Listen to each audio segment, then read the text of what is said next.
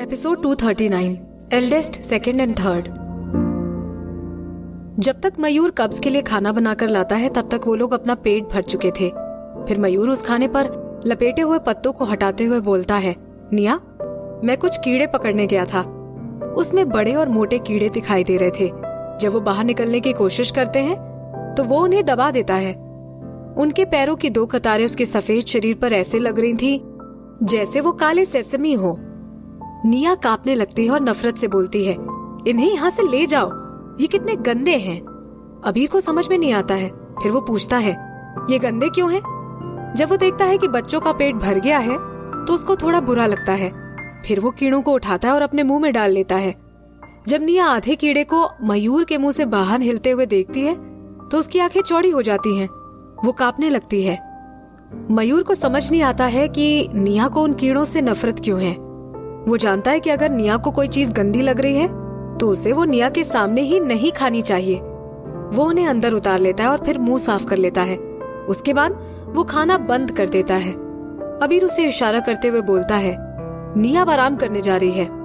मयूर सोचता है कि वो निया की तरफ पीट करके कीड़े खा ले। वो अबीर को बोलता है, ठीक है, फिर मैं चले जाता हूँ। निया, अच्छे से आराम करना। फिर जब वो वहाँ से निकल जाता है तो निया को भी आश्चर्य होता है। वो अबीर से पूछती है, तुम भी तो उड़ने वाले पक्षी हो, तुम भी मयूर की तरह कीड़े खाते हो? निया की बात सुनकर उसकी आंखें ऊपर हो जाती हैं।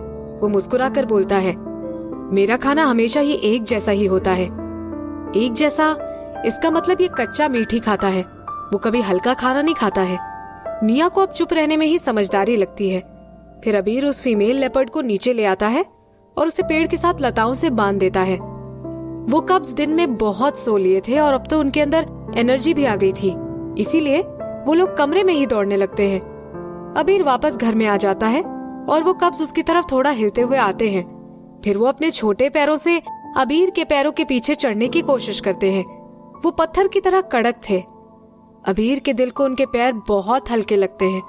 वो झुककर उनमें से एक को उठा लेता है। निया एनिमल स्किन बिछाकर उस पर बैठी थी और लकड़ी की दीवार से टिकी हुई थी। वो अबीर की तरफ देखते हुए बोलती है, तुम्हें इनके पैदा होने का ऑर्डर पता है? उसे याद आता है कि एक बार जिराज ने कहा था कि जब बच्चे बड़े हो जाते हैं तो उनके नाम उसने पैदा होने के ऑर्डर में ही रखते हैं। वो लोग उन्हें नाम तभी देते हैं जब बच्चे बड़े हो जाते हैं। पशु मानवों के लिए नाम बहुत मायने रखते हैं। निया यहाँ के रिवाजों की तरह ही चलती है और डिसाइड करती है कि जब ये लोग बड़े हो जाएंगे तो अपना नाम खुद ही पसंद कर लेंगे। अबीर बोलता है, बिल्कुल, मुझे पता है, ये जो तीसरा वाला है ये सबसे छोटा है। अबीर उसे अपने पैर से जमीन पर खिसकाता है जिसकी वजह से वो रोने लगता है। फिर वो आगे बोलता है, ये सबसे बड़ा वाला है और वो जिसके कान खड़े हैं वो दूसरे नंबर का है। निया सर हिला देती है और वो अपने ध्यान में कर लेती है। जब वो लोग बात कर रहे थे तो अबीर उसके हाथों में कुछ गर्म लगता है। उसके हाथ पर कुछ चिपचिपा गिरने लगता है। वो उस कप को उठाकर देखता है। जैसा अबीर ने सोचा था वही हुआ। उस कप ने पूप कर दी थी। दरवाजे से एक हवा का झोंका आता है और निया अपनी नाक से कोड़ लेती है। वो बोलती है, ये बदबू कहाँ से आ रही है?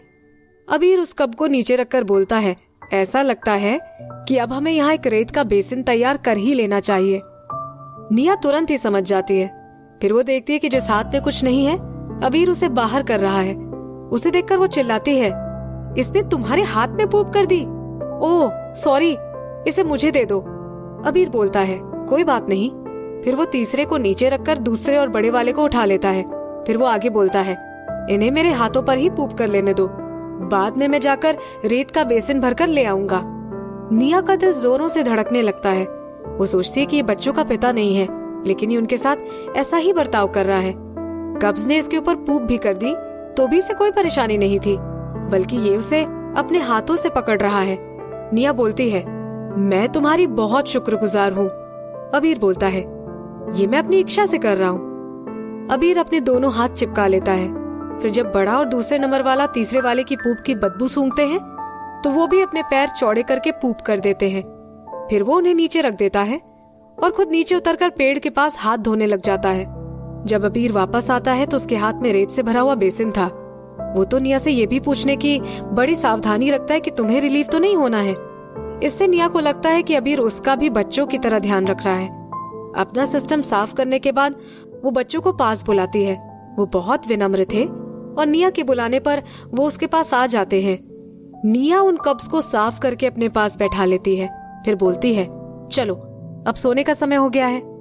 फिर अबीर की तरफ देखती है और उससे बोलती है, तुम्हें भी अब आराम करना चाहिए। तुम दिन भर बहुत उड़े हो, तुम बहुत थक गए होगे। अबीर मुस्कुराता है।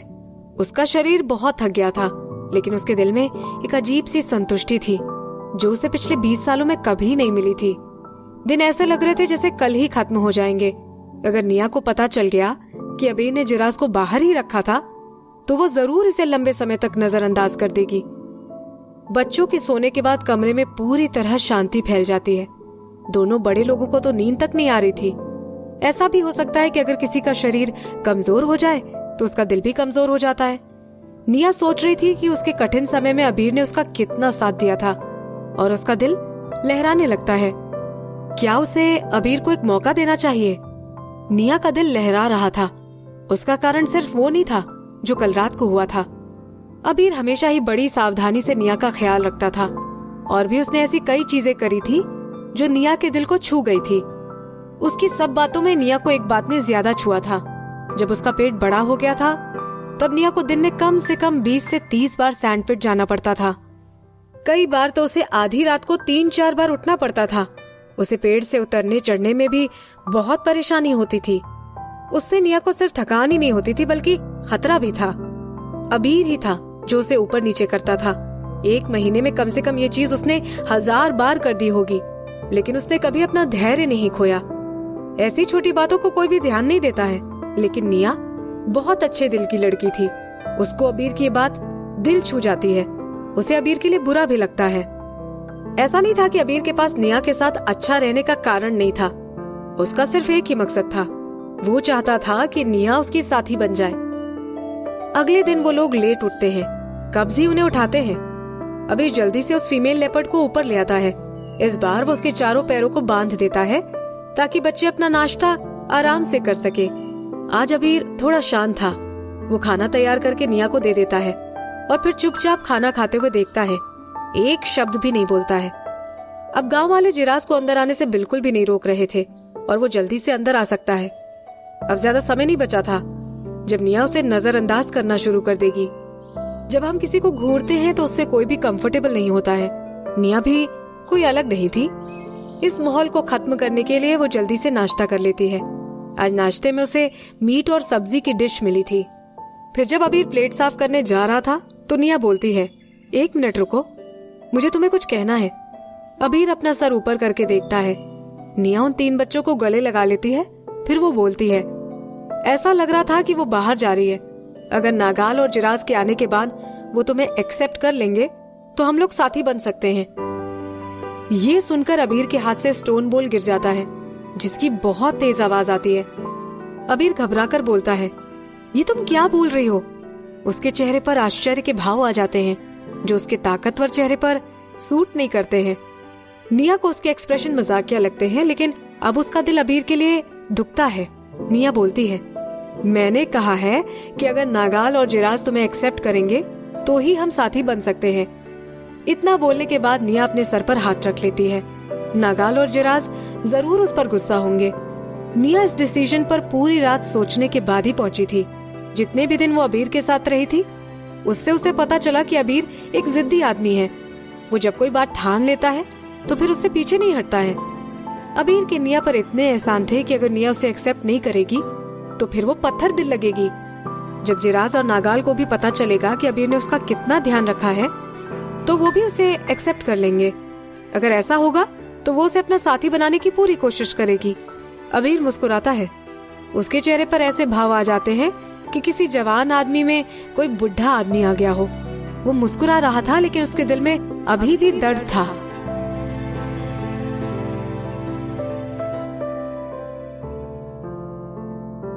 Episode 240 extreme Joy begets sorrow. अबीर निया के सामने आधे घुटनों पर बैठ जाता है और उसे जोर से गले लगा लेता है। वो इतना फोर्स लगाता है कि उन दोनों के बीच में कोई जगह ही नहीं बचती है। ऐसा लग रहा था कि वो निया को अपने ही शरीर में लाना चाहता है। अबीर बोलता है, आखिरकार मैं। उसका गला ऐसे चोक हो जाता है जैसे उसमें कॉटन की बॉल फंस गई हो। वो निया के सर से अपना सर रगड़ता है, फिर बोलता है, मैं सच में तुमसे बहुत प्यार करता हूँ। निया के चेहरे पर अजीब भाव आ जाते हैं। वो बोलती है, मैंने ऐसा क्या काम किया है कि तुम मुझसे इतना प्यार करते हो? अबीर बोलता है, तुमने मेरे लिए बहुत कुछ किया है ना? तुमने मेरे लिए जो भी किया है उससे मुझे बहुत अच्छा लगा है, उससे मैं मोहित हो गया था। अबीर अपने पास्ट को याद करके खुश हो जाता है। अबीर को ये सोचकर हैरानी होती है कि निया को ये सब समझ में नहीं आया। क्या उसे याद नहीं कि उसने पहले मुझे बचाया था, जबकि वो मुझे जानती भी नहीं थी? तब से उसकी जिंदगी अब उसकी नहीं रही थी। पशुमानवों के लिए निया एक आम लड़की थी ही नहीं। किस लड़की को उसके लिए किए हुए एहसान नॉर्मल लगेंगे? जब वो लोग आग जलाते हैं तब कौन लड़की है जो उसमें लकड़ी लगाएगी? जब वो लोग खाना खा रहे होंगे तो कौन लड़की होगी जो उसके सभी साथियों के बारे में सोचेगी? आदमी और औरत कभी भी समान नहीं हो सकते हैं। ये वही तर्क था जो निया कभी भी नहीं मान सकती है। तभी एक छोटा कब अबीर के पैर पर चढ़ जाता है। अबीर को डर लगता है कि कहीं वो गिर न जाए, इसीलिए वो निया को छोड़ देता है। फिर वो कब को फर्श पर रख देता है। अबीर बोलता है, मुझे थोड़ा काम है जिसके लिए मुझे बाहर जाना पड़ेगा। निया पूछती है, वो क्या है? अबीर बोलता है, वो एक सरप्राइज है। फिर मन में जोड़ता है, और झटका भी है। सरप्राइज? पशु मानवों की इस दुनिया में बच्चों और ग्रीन क्रिस्टल के अलावा और सरप्राइज क्या हो सकता है? निया को थोड़ा अंदाजा लग जाता है कि सरप्राइज क्या है। वो बोलती है, जल्दी जाओ और जल्दी से वापस आ जाना। कहीं ऐसा तो नहीं है कि जिराज और नागाल आ गए हो? या फिर हो सकता है कि मोर प्रजाति में से किसी ने उन्हें देख लिया हो और अबीर को खबर कर दी हो। अबीर पशु मानव बन जाता है और गांव से बाहर उड़ जाता है। जब वो वहां से जाता है तो वो जोर से रोता है। उस चील पशु मानव के रोने की आवाज पूरे जंगल में गूंजती है। एक दो चक्कर पूरे गांव के लगाने के बाद भी उसे लेपर्ड का कोई भी सुराग नहीं मिलता है। वो परेशान हो जाता है। क्या पहले जिराज इन गार्ड्स के सामने नहीं रहता था? वो अचानक गायब कहाँ हो गया? वो क्या कर रहा है? अबीर शाखा पर आराम कर रहा था तो उसे पता नहीं चल रहा था कि पीछे से एक पीला साया उसकी तरफ बढ़ रहा है। फिर अब उसे पीछे से हवा की आवाज आती है तो वो सावधान हो जाता है। उसके शरीर के सारे पंख खड़े हो जाते हैं और वो वहां से आगे कूद जाता है। उस जगह से हटने के लिए उसने अपने पंखों का इस्तेमाल भी नहीं किया। वैसे भी इसमें काफी देर हो चुकी थी। पहले तो वो हमले से बच गया, लेकिन फिर जब वो उड़ने लगता है तो उसे काट लिया जाता है। वो तेंदुआ उसे काट लेता है और फिर वो दोनों नीचे गिर जाते हैं। लेकिन वो तेंदुआ चालाकी से अबीर को अपना तकिया बना लेता है। अबीर के मुंह से खून निकलने लगता है। तेंदुए पशु मानव की आदत होती है कि जब वो अपने शिकार पर हमला कर देते हैं फिर वो उन्हें पेड़ से लटकाते हैं। अबीर भी 3 स्ट्राइप पशु मानवों में एक्सपर्ट था। उसका चरित्र भी दृढ़ था। वो दृढ़ता से त्याग करता है। वो तेंदुए के ऊपर चढ़ जाता है जैसे कोई दर्द हो ही नहीं रहा है। फिर वो धीरे से तेंदुए के मुंह से अपने पंख निकाल देता है। फिर हड्डियां टूटने की अस्पष्ट आवाज आती है और चील पशु मानव की दर्द भरी चीख निकल जाती है। चील पशु मानव के नाखून चाकू की तरह तेज थे। जिराज के शरीर उसके तेज नाखूनों से बच जाते हैं। अबीर मौका देखकर बच निकलता है। उसका सीधा पंख वहाँ लटक रहा था जैसे स्लीव हो, जबकि उसका लेफ्ट पंख तेजी से फड़फड़ा रहा था। उसकी बॉडी अनबैलेंस तरीके से ऊपर उड़ती है। तेंदुआ फिर से झपट्टा मारता है, लेकिन उसके मुंह में खून से रंगे हुए कुछ पंख ही आते हैं। बहुत ज्यादा दर्द होने की वजह से अबीर को थोड़ा सा उड़ने में भी बहुत सारी एनर्जी की जरूरत पड़ी। वो सिर्फ आधी हवा में ही पहुंचा था और फिर नीचे गिर जाता है। वो शाखा पर गिर जाता है और फिर वो तुरंत ही उस शाखा को जोर से पकड़ लेता है ताकि वो जमीन पर ना गिरे। जिराज तुरंत ही उसे काटने के लिए दौड़ता है। अबीर थोड़ा जोर लगाकर ऊपर होता है, फिर वो थोड़ा सा उड़कर गिर जाता है। ये प्रक्रिया चलती जा रही थी और उन दोनों पशु मानवों के बीच दूरी बढ़ रही थी। थोड़ी देर उसका पीछा करने के बाद जिराज अपने मुंह में से पंखों को थूक देता है और रुक जाता है। कोई बात नहीं, अगर ये पीछा करता रहेगा तो मोर प्रजाति के लोग इसे देख लेंगे। अभी निया को बचाना ज्यादा जरूरी है।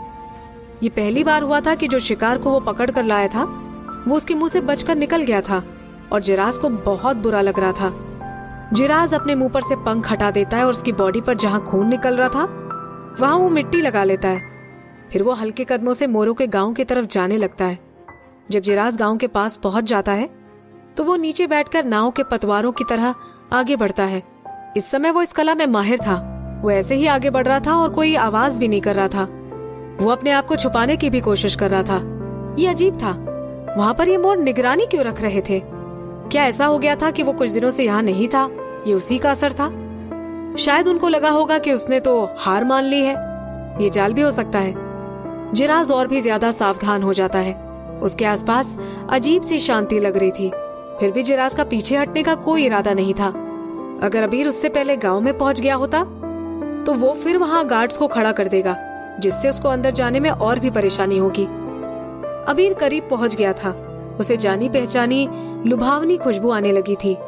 निया, मैं आ रहा हूँ। वहाँ सभी दूर मोर थे। ये तो अच्छा था कि वहाँ पौधे काफी थे, जिसकी वजह से जिराज खुद को उसमें छुपा पा रहा था। वो सफलता से बरगद के पेड़ तक पहुंच जाता है। जिराज अपने पंजे जमीन पर मारता है और झाड़ियों से बाहर निकलता है। फिर तुरंत ही पेड़ पर चढ़ जाता है। मयूर शाखा पर बैठा था। उसे झटका लगता है। अरे, तेंदुआ पशु मानव, ये कब अंदर घुस गया? निया को अचानक लकड़ी का घर हिलते हुए दिखाई देता है। उसे लगता है कि अबीर सरप्राइज लेकर आ गया और वो जल्दी से ऊपर देखती है। निया बहुत खुश हो जाती है। जिराज, वो सही थी, जिराज आ गया था।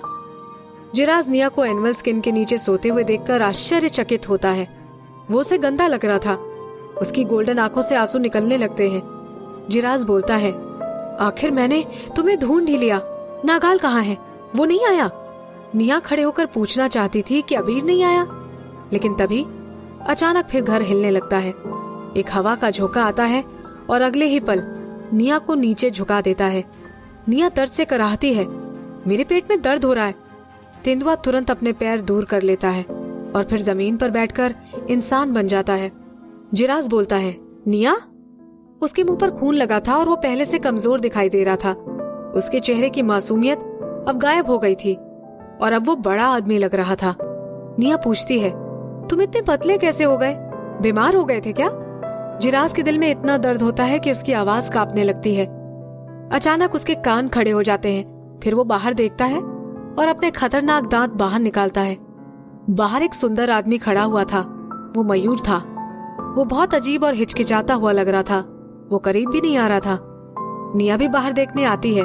फिर वो जिराज का हाथ पकड़कर बोलती है, ऐसे मत देखो, इन्होंने ही मुझे यहाँ पर रखा था। जिराज के शरीर का तापमान देखकर निया की आंखों में खुशी के आंसू आने लगते हैं। उसकी आंखों से आंसुओं की 2 धाराएं बह रही थीं। जिराज मुस्कुराता है और मयूर की तरफ नफरत भरी आंखों से देखता है। वो उससे कुछ भी नहीं बोलना चाहता था। ये आदमियों की लड़ाई थी। इसका लड़की से कोई लेना देना नहीं था। जब जिराज पलटता है, निया को रोते हुए देखता है तो उसका शक्तिशाली स्वभाव गायब हो जाता है और वो निया के आंसू साफ करने लगता है। वो बोलता है, तुम रो क्यों रही हो? निया बोलती है, तुम अभी क्यों आए हो?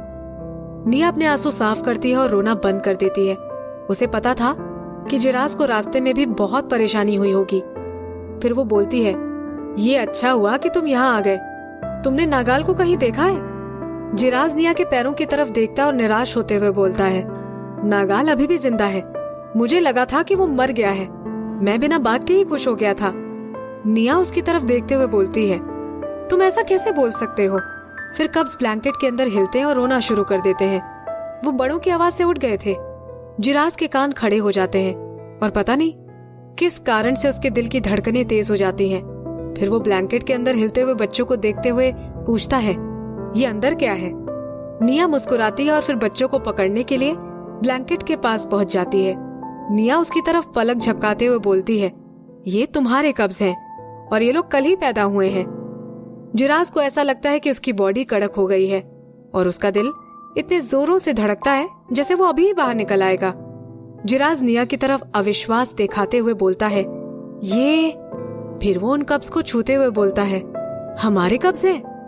निया खुद को रोक नहीं पाती और बोलती है, खुद को देखो। वो जिराज का मुंह साफ करने लगती है। फिर बोलती है, तुम्हारे चेहरे पर ये खून क्यों लग रहा है?